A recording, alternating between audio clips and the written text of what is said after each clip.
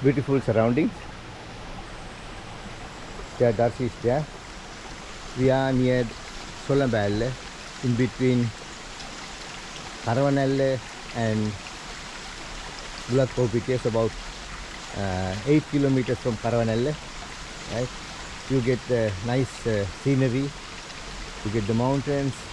You get the paddy fields, and you get the alle here. But it's very difficult to take a photograph here because of the sun and all. And the alle is also very small.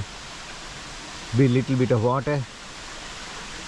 This is the jungle, and you get big stones everywhere, all rocks, because alle goes down in between these rocks.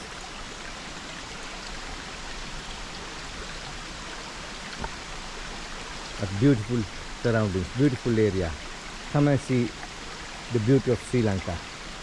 You have to come to the villages, interior of Sri Lanka.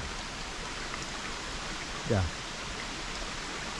beautiful big trees, paddy field, rocks in between everything, and you get a mountain.